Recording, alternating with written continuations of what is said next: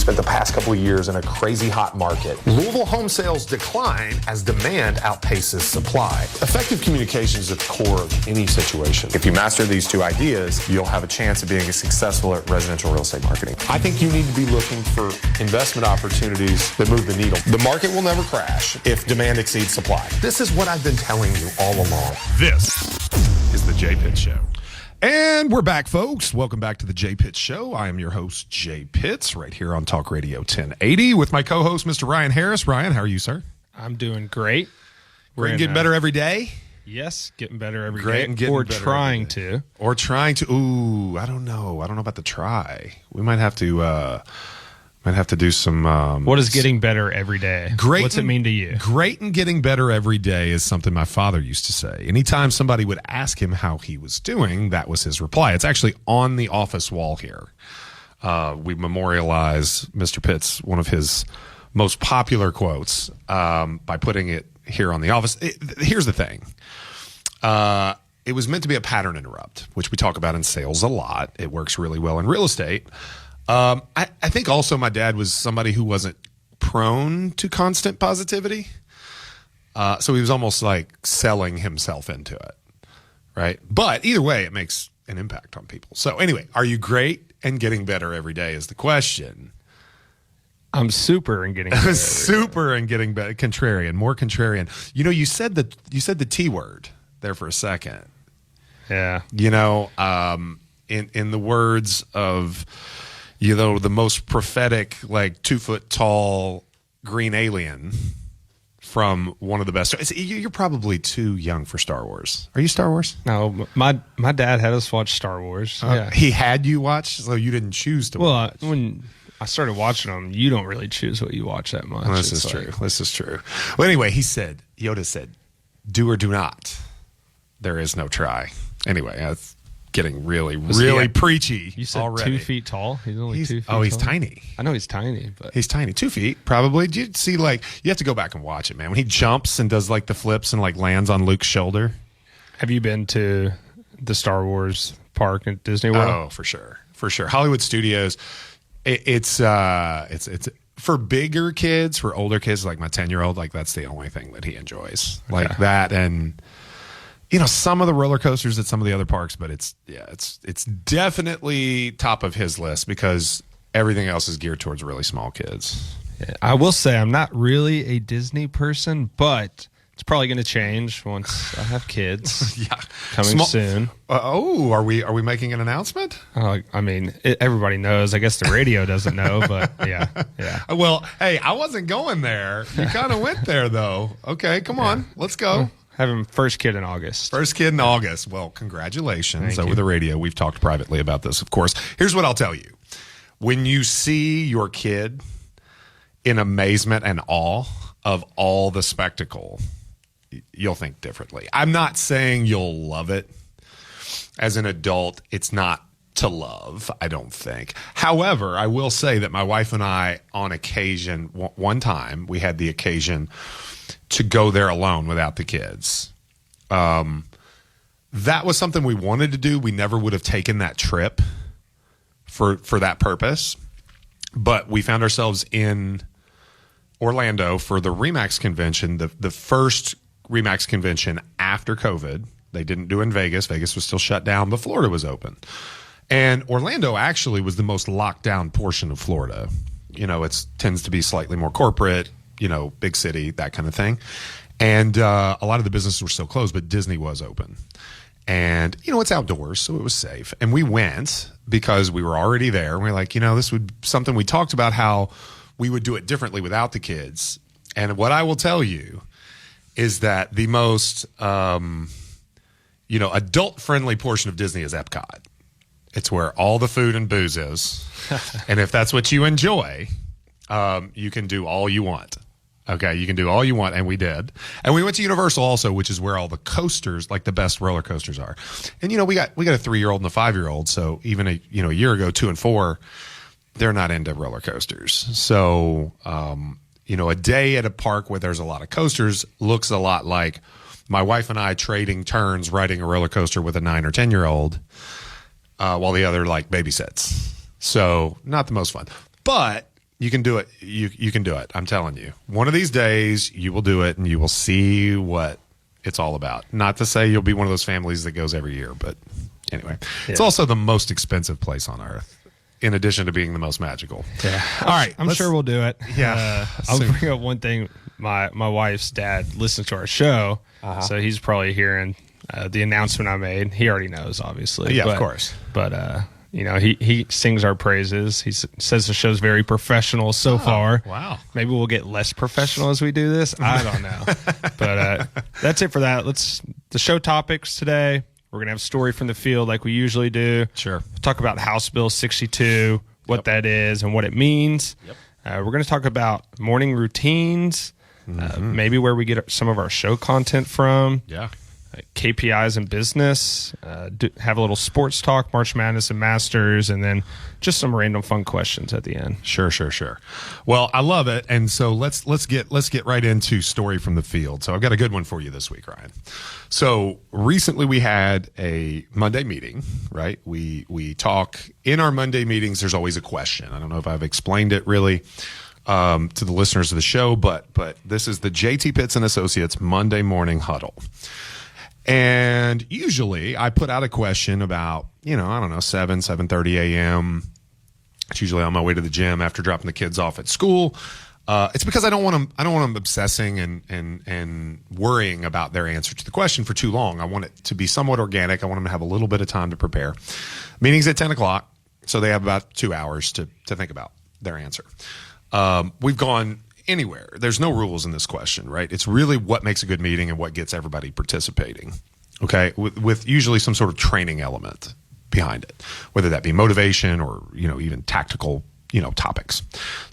So this recent question was, talk to me about your most interesting problem in a transaction. Interesting being that, the caveat, we have to be able to learn something from it. I don't want it to be a complaint session, right? Because realtors have, like sport. That can be a tough ask. It is a tough ask. It's a tough ask. They have a tendency, like sports bettors, to really want to tell the story of their bad beats, right? Yeah. Okay. So, I didn't want that. And it needed to be brief because we go around the whole room and everybody gets a chance to participate, right? And we've got, over 40 members, so I don't want the meeting to last 5 hours.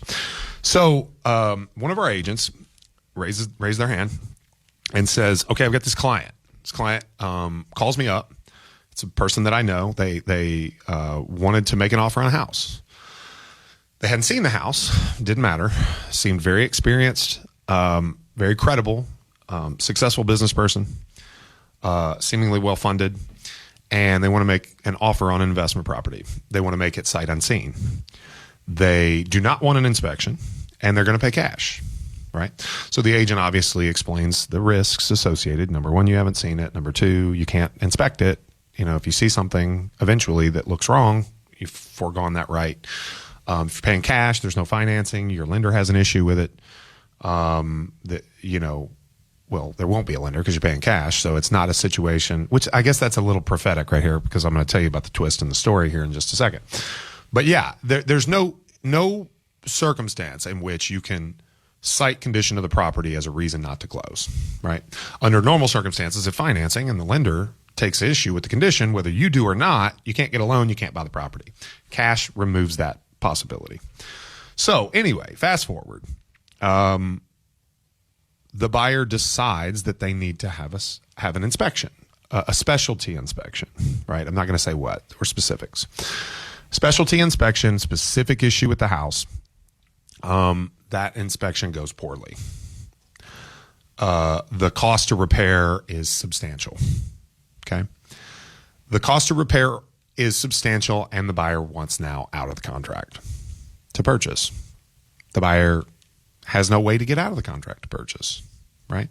Seller has no obligation to fix said item, right? And here we are, right? Buyer is comfortable forfeiting an earnest money deposit to get out of the contract, but that's actually not afforded them either. That's not a get out of jail free card. So anyway, I digress. The reason the inspection was needed was that the buyer had decided to get what we call a hard money loan. It's not really a hard money loan because it's not a signature loan, but it is collateralized. It is a loan, a mortgage attached to the property. But it's not based on condition. It's much less qualifications, and it's more focuses on the credibility of the borrower, right? This particular lender does in fact look at the condition of the property. So here we are. So the unfortunate part of all this is a very, very simple answer. The seller has determined that the buyer's in breach of contract, and there are consequences. What can those consequences be? Well, it depends on the contract document itself, Ryan. So the listing broker's commission, the deficit if they put it back on the market and sell it for less, any cost associated, and now some issues have been uncovered that the seller has to disclose almost assuredly, meaning the property will sell for less later. So the moral of the whole story is don't make sight unseen offers. Don't waive inspections. Don't change to financing midstream, right? And you really, really have to understand the gravity of a legally binding contract. Yeah. I mean, that's a great story. And I think what any listener can take from that is, I think a lot of people think earnest money is the only thing you can lose backing out of a deal that violates a contract, but that couldn't be farther from the truth. There's way more you can lose, and it's important to remember that. But we're going to go ahead, cut to a couple ads. Our sponsors, Talk Radio 1080, Real News, Real Talk, Jay Pitt Show.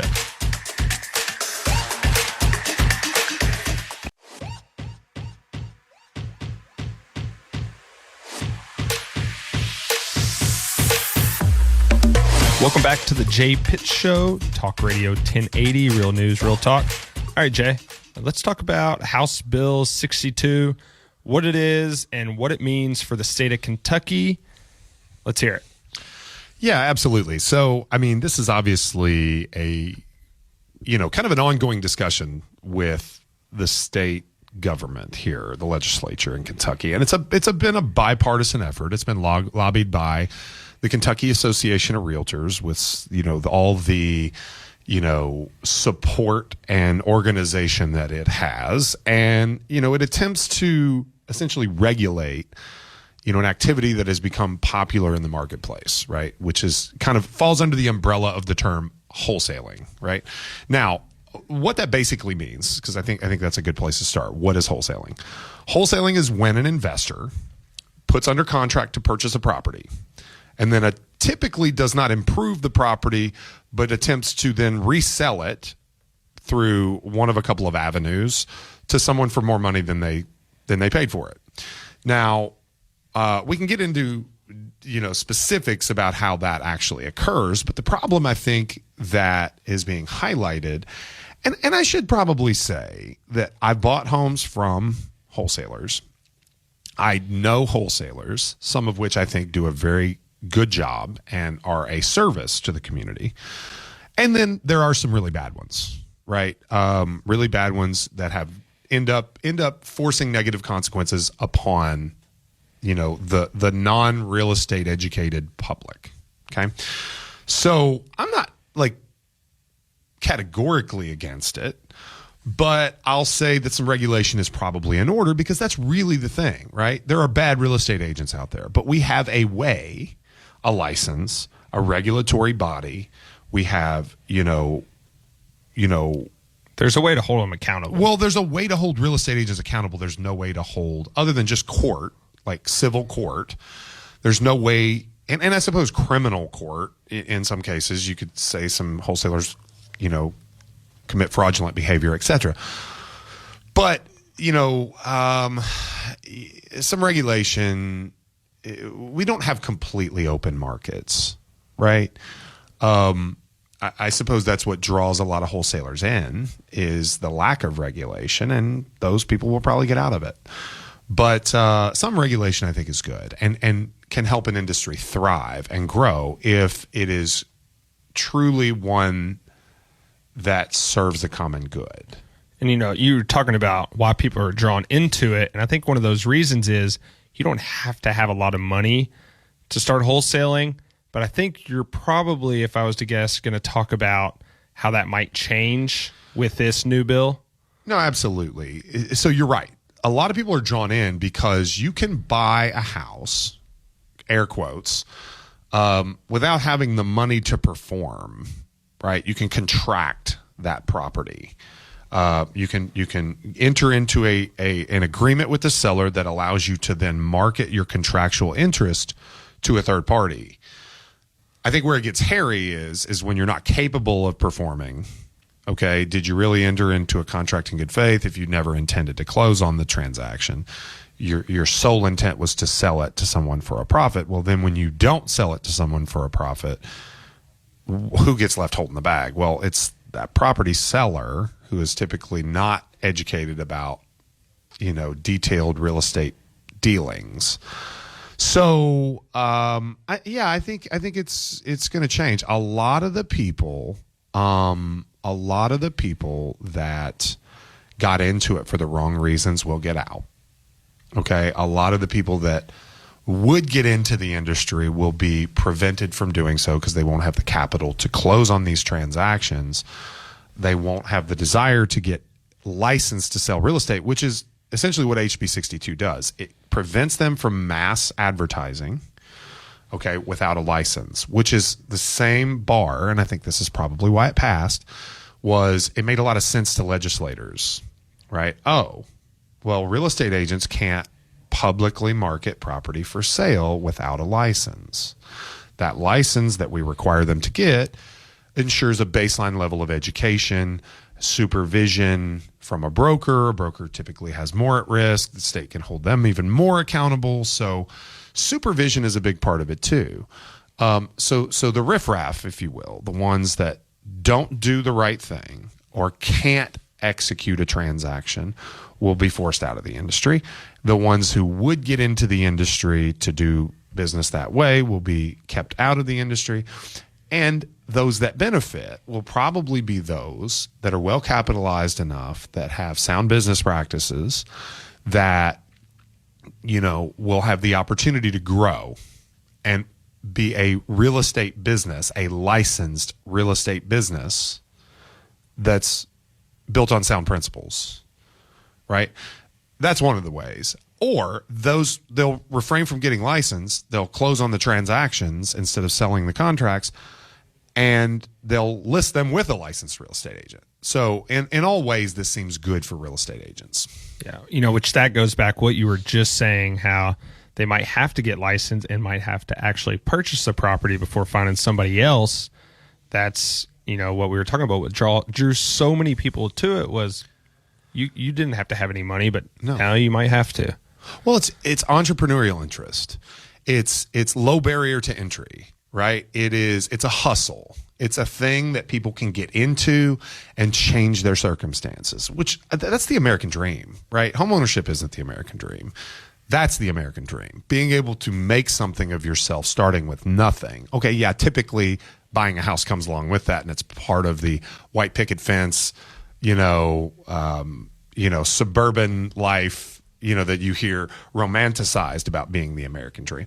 But just starting a business, being successful, right? Not having to punch a clock, right? To make a living, having an idea and being just best at it, or executing it flawlessly. That's what drives a lot of these people. I'm sure there are people out there that really enjoy taking advantage of people, and that's unfortunate. And these are the people that HB 62 is aimed at, rooting out of the space. Because let's face it, it's just too easy to take advantage of somebody when they're not educated. It really is unfortunate. Now, I will also say, again, there are bad real estate agents. There are bad real estate brokers, and the system is not perfect, right? I personally believe that my single greatest, security in my career is having competition that doesn't measure up, right? Competition does not measure up. So I will always be able to make a living selling real estate, helping people achieve their goals. And let me furthermore say that wholesalers can do the same. There will always be somebody out there that prioritizes convenience, prioritizes privacy. Okay, so wholesalers can deliver that. We can close cash if they can. Now, we can close cash. We can close in 2 weeks. Okay, we don't have to parade a bunch of people to your houses. We're not going to come back and try to renegotiate after an inspector walks through. We're not going to run an appraiser through 3 weeks after that until your house is actually not worth what we agreed to pay, and we're going to drop the price by another 10 grand. Okay, we're not going to do any of those things. It's not going to be an emotional process. It's going to be a business-like, emotion-less process for you.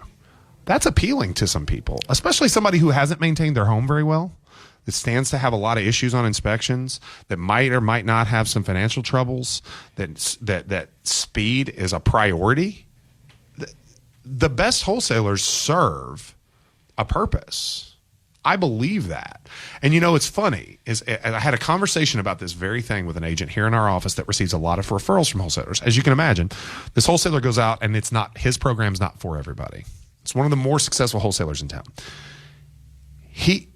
When they say no, his good friend, the real estate agent, gets a referral. Hey, these people don't want to sell to a wholesaler. Talk to this really good real estate agent. Okay? If he goes out and can't sell somebody's house for them because of the condition or whatever, and he has a cash buyer in his back pocket, say, hey, I'm going to call this cash buyer and show them the house. That can be a symbiotic relationship. Okay? Which is kind of like what I said a minute ago. Certain wholesalers will just decide to list their properties with real estate agents now if they don't want to get licensed. Totally fine. Yeah, well, definitely there's an appealing aspect there for the consumers. There's been massive companies that have been built off of it nationally. Open Doors one. Yeah. It's sell to us, and yeah.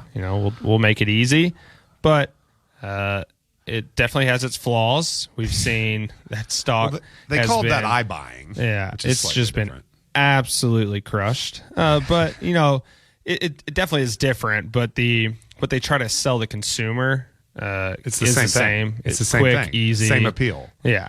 Well, that's fascinating too, though. Like how the big companies have failed, but the small little wholesaler with no capital and no resources has succeeded. And they've had Open Doors had so much money dumped into them. Zillow lost billions, right? I mean, so anyway, this is not the end of the story by a long shot. A lot of wholesalers, a lot of investors, a lot of attorneys that represent those people have come out and made statements that this is by no means the end of wholesaling, which I agree. It's not. Okay, but it's going to have a material impact. Okay, I think the best will do better. Okay, the worst will be removed. That's the shakeout for me. Yeah. We're going to cut to a couple ads. That was a good talk there. It'll be 2 minutes of ads, and then we'll get back to the Jay Pitts Show on 1080 Talk Radio.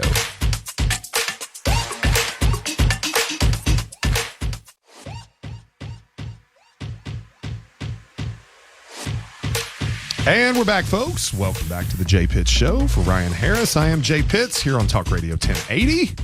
Thanks for coming back with us, staying with us through the break, hearing about our wonderful sponsors, preferred vendors, our team here at JT Pitts and Associates. We love to serve you, so we do appreciate you engaging with that content.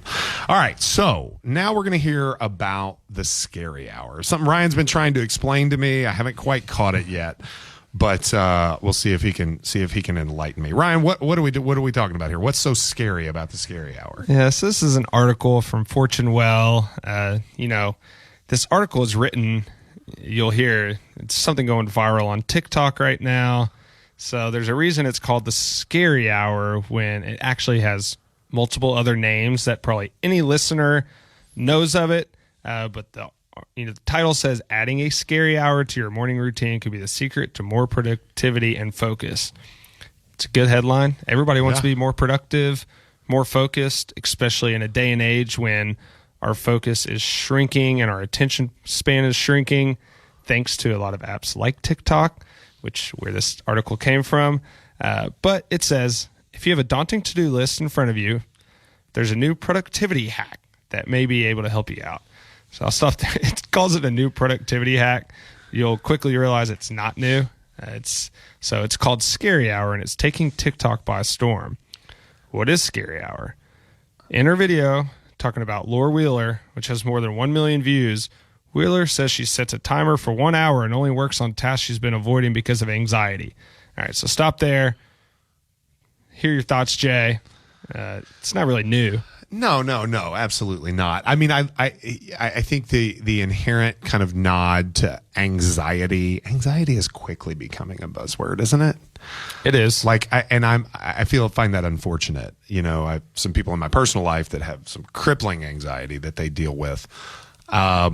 It's just, I don't know. It's becoming a thing, right? Was less clinical, more emotional, that kind of situation. However, I will say, I do think that there's some inherent value to prioritizing a time to work on these, like, you know, projects that kind of linger and create this air of anxious feeling, right? So I get that. I totally get it. I'm with it there. I'm just more of a routine person than I am a time blocking or productivity hack kind of, subscriber, if you will. I like to build good, solid routines. That's what I like to do. The best times of my life were delivered by having rock solid routines surrounding very important things in my life. So I don't know. I just don't know what to think. Like, you're not supposed to have caffeine when you first wake up. You're not supposed to look at blue light an hour before bed. All these things, like carbs only after a workout and only protein before, and cold plunges and all these things, right? You could probably find 1,000 articles that say you should meditate instead of a scary hour first thing in the morning. Do you know what brown fat is? Like this cold plunge thing is now, there's a new kind of fat. It's called brown fat. And I don't know. So I've done the cold plunge before, but I've never heard of brown fat. Well, it's a thing I'd like to try, actually, just more or less mental resolve in my mind. Like, can I handle it? Did you ever do that playing baseball at Bellarmine, or did they of course. Did they have that yet? No, they did, but you didn't do it up to your neck. But I was lucky enough to have like hip issues, like, hip flexor problems, and they would just cold plunge, and you'd like sit up to your armpits. So I mean, once you're up to your armpits, you might as well go ahead and dunk them shoulders in there too. But these folks on TikTok, they go crazy. They crack the ice with like a pickaxe, and it's like they go under. It's a job just to get the ice broken, and then they get in it. Well, I would say it must not have been as cold, because I would sit in these things for like 25 minutes. But like they try to sit in for like 3 minutes. It tells me it's something. It is crazy. People, I mean, I did like it. You'll like this, Jay, actually. About a couple months ago, I went on vacation in Costa Rica with my family, and there was a spa there, and there was a cold pool and a hot pool, and my dad and I started competing in this the cold tub, and it got very competitive, which was fun, and it did help. Who won? So there were two different pools. One was like 37 degrees, the other one was like 42. So he stayed in longer, but he did the 42-degree one, and I was in the colder one. He refused to get in the other one. How much longer? Maybe a minute or so. He went a minute longer. But it took him way longer to go under. Okay. So, yeah. And it is nice. You feel good after. Well, the science that, or so I hear, is that your body goes into fight or flight, right? Chemically speaking, your body thinks you're going to freeze to death, essentially. And so it releases chemicals that only get released under these circumstances. And apparently they're very powerful, and I don't want to say like, human growth hormone, but like you hear the people that abuse performance enhancing drugs, right? It's always things that are naturally in your body or some chemically altered formation of that, right? It's testosterone, it's human growth hormone, things like that. I mean, your body has everything it needs for superior performance, at least when you're young, right? It wanes with age. Understanding that all too well these days. But so things happen to you because of this cold plunge, supposedly. But once again, it's like articles like this. I never know what to believe because there's always something. It's like, oh, sauna will save your life. Oh, wait, cold plunge will save your life. Well, how about I cold plunge in the sauna? Like, can we just do both at one time, or do I have to alternate? Maybe we get a cold plunge at the brokerage.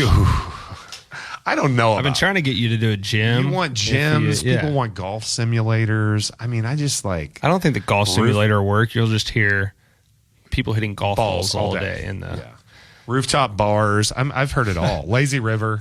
I don't know about the lazy river. We can't. This is not Six Flags or Disney. All right, so we went from scary hour to cold plunges. We'll go back to scary hour. Yeah.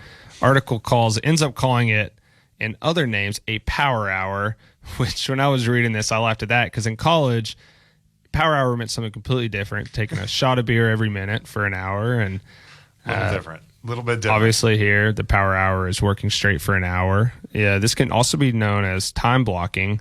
But what the article goes to say is, why does scary hour work? So Laura Wheeler says, when we are stressed, we're more likely to want to avoid not just the task at hand, but the negative emotions we feel around that task as well. That's because at a basic neuroscientific level, we have a bias toward the present and prefer the immediate reward of feeling good when the brain releases the neurochemical dopamine. I mean, all that makes good sense. And I will submit that anybody who ever writes these articles they're more educated about this stuff than I am. But I've got to think that there's some placebo to this, right? You believe what you want to believe. You find value in what you want to find value in. And the truth is, why does it work? Why does it work is because you're doing something that you believe in, that you believe will solve the problem, and probably acknowledge that it's not the most difficult task. It's just the most anxiety inducing. So when you find a way to handle the anxiety, achievement follows. Yeah. The most anxiety inducing things are the things you don't want to do. So those are the things you should do first, which is why this makes sense. Of course. I mean, I'm giving a talk in Nashville on next week. And, been working on my talk, and it is literally titled "The Simplest Lesson You'll Ever Learn," and it's for real estate agents. Okay, and in this message comes simply the point that you have everything you need to be successful already. Like, this business is not complicated. It's about doing little things consistently, little things that you don't want to do. It's about the acknowledgement that sometimes you're going to self-sabotage. You're going to choose not to do the thing that you know that you should do. And if you can just refrain or minimize the occurrences of that one particular behavior, you're going to be successful, because it's not that complicated. It's really not. So this to me seems like an oversimplified hack, if you will. Oh, it's hard? Well, then you should probably do it. And you should probably do it first. Because otherwise you're going to, half complete all your other tasks while you're worried and anxious about this one task that you could have knocked out and been done and gotten the relief from. Yeah. This is so interesting to me, because the feeling of not wanting to do the one thing you want to do is tough. But I would argue that feeling after you do it is even... It's euphoric. It's an even better feeling. So why aren't we chasing that instead of running away from the thing we don't want to do? It's a very simple fact, right? Human beings will do more to avoid pain, than to obtain anything, whether that be achievement, whether that be goals, whether that be whatever. You will avoid pain at all costs. It is the highest motivating factor for human beings. Avoidance of pain. My naive self in college last year finished, and there was always that amazing feeling being done with the tests that you studied for, or maybe didn't study for enough, but it was done and you think you did well enough at least, and just a great feeling. But the worrying part sucked. I mean, it did. And I remember being done with college and be like, oh, probably won't feel that too many more times in my life. Completely wrong. Naive self. You'll find plenty. Yeah. You'll find plenty. Yeah. The college final is fear-inducing for sure, because the gravity is huge for you, and you can't conceive of the gravity you'll feel associated with other things the rest of your life, but it's there, trust me. It's there. All right. Well, that's about all we got for this segment, folks. We'll be right back after these words from our sponsors. Thank you for tuning in to the Jay Pitt Show, Talk Radio 1080. We'll be right back.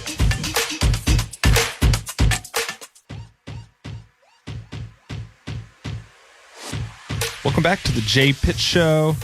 Jay, we were just talking about college finals. And before we get on to what this segment's about, I want to give you a quick little story that I think is pretty funny. So Jay and I went to the same college, Bellarmine, here in Louisville. Both played a sport.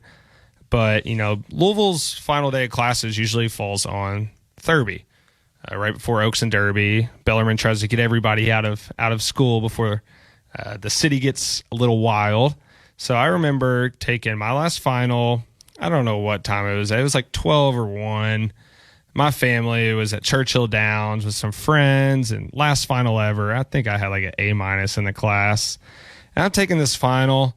I'm about 40% of the way through, and I just look at it. I'm like, you know what? I can just be done with college right now. I didn't finish the test. I took it up there, first one done, which I'm never the first one done with the test. Didn't even figure. I have a choice to be done with college right now, and I'm going to pass no matter what. And what's this really matter for the future? My mom's probably listening to this and not happy with me. She knows this story though, so I just turned it in. Teacher looked up to me and was like, "You're done?" I was like, "Yeah, I'm done with college right now. It's the last one ever." Still gave me like a B+. So I think it was one of the best decisions I've made. You're like, by that point, you knew you were getting into real estate, right? Oh yeah, you knew he was getting into real estate. The GPA didn't BA, that a couple. And I had a good GPA. Couple of tenths on a GPA for that quarter. Why am I stressing about this? And the reason I brought up Churchill Downs, I was going to meet them after. So I'm going and I'm having a beer and I'm done with this. So I love it. I never quite made that decision. I probably made some similar ones.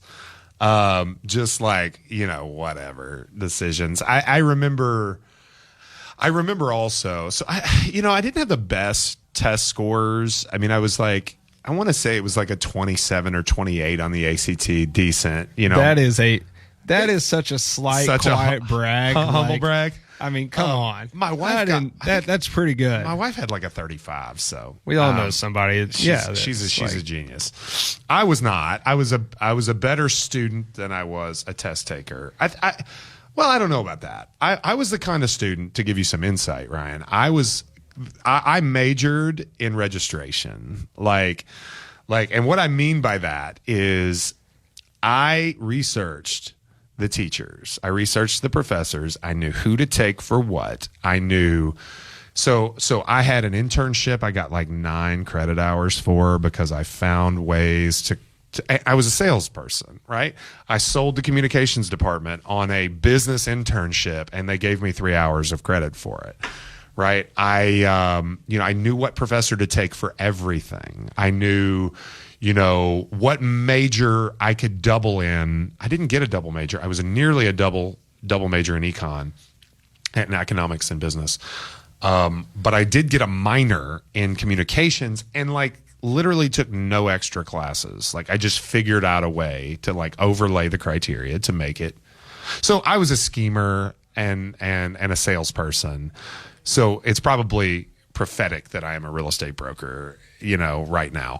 But I forget the story I was even gonna tell. I don't know. You were talking about the business internship credit you got. I did that with you.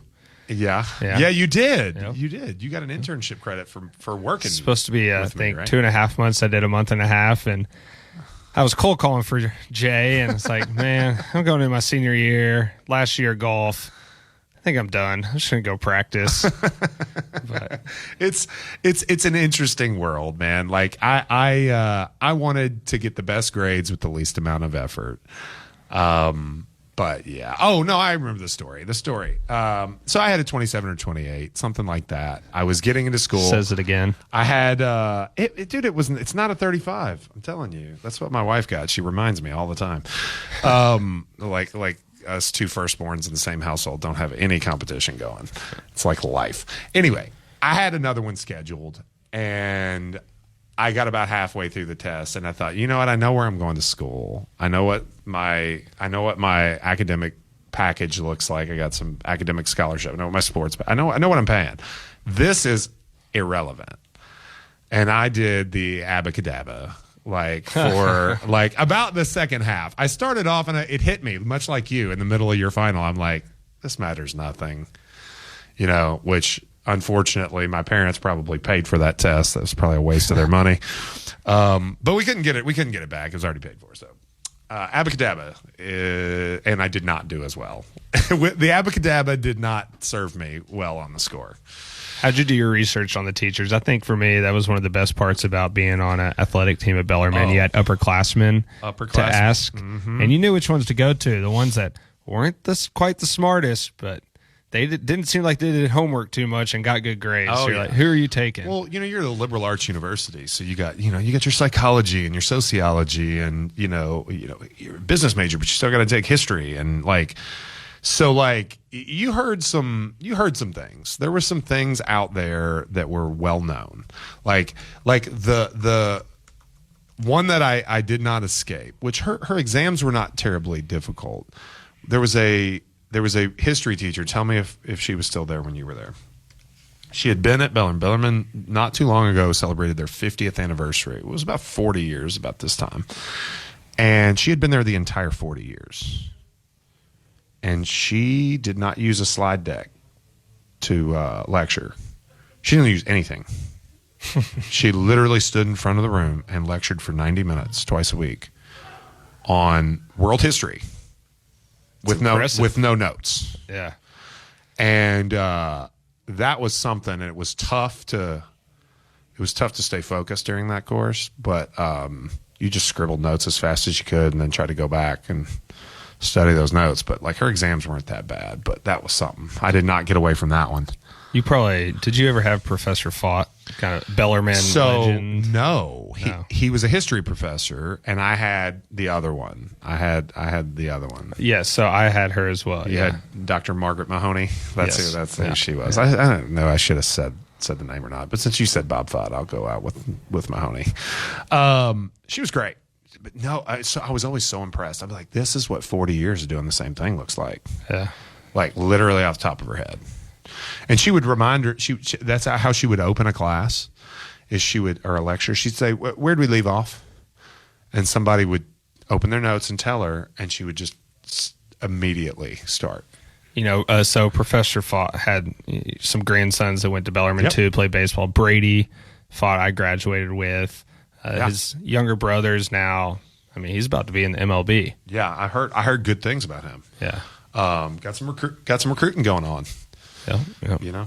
Speaking of Bellarmine, I did see they're cutting some undergraduate degrees. Did you see that last few days? I didn't. So they're cutting aging studies, foreign languages and international studies, philosophy, physics, radiation therapy, senior living leadership, Spanish, and medical laboratory science and theater. Cutting philosophy. Interesting. Now, that may not be what most people immediately think of, but, a liberal arts university and the university that Bellarmine was when I was there would never have cut philosophy. So, they're obviously having to change with the times. But philosophy, psychology, sociology, ethics, we had quite a number of majors in those things when I was there. Yeah. All right. Let's real quick. We got a couple of minutes left. Let's talk about March Madness and the Masters. We got Miami, UConn, FAU, San Diego State. So what I immediately recognize from this is, three awesome cities like Miami, FAU, San Diego State. Can't beat the weather in any of those. I've got a feeling it's going to be a lot of UConn fans down in Houston. Oh, guaranteed. Well, they're trying to get out of Connecticut. It's still cold, and get out of there and go to the warmth. But I think they're going to be shocked if they're not Houston experienced, because it's like a bowl of soup. Is the humidity in Houston? It might be the most humid city on the planet. Spent a little time there. it's I mean, look, more power to college basketball. Parity is a thing that works well there. Football is still dominated by a couple of programs. You're starting to see some more parity, but basketball has definitely gotten there. I saw an article the other day, I won't quote it, but arguing the parity is a result of the transfer portal. I don't know. I mean, maybe your graduate, maybe your fifth year, graduate kind of transfers has had a large impact. I mean, I don't know. I mean, there's a lot of the starting fives are transfers, but COVID had a lot of impact on that as well, giving the sixth year of eligibility for some. Anyway, I just don't know that I'm ready to attribute. NIL is absolutely a contributing factor, so I don't know that I want to give it to the transfer portal alone. I think the transfer portal makes it fun. I'm gonna put you on the spot here. Who's gonna win it all? I'm gonna go Miami. I mean, that's an ACC team. I mean, I remember being incredibly impressed with their athleticism when we watched, because that's the thing. Our team has not performed well. But watching our team that did not lack for athleticism, seemingly, out-athleted by Miami, that really struck me. Hey, I'll go with UConn. And if you're listening to this and you're a sports bettor, it's not investment advice, but I would fade me. I've done terrible this March Madness, but it's been fun.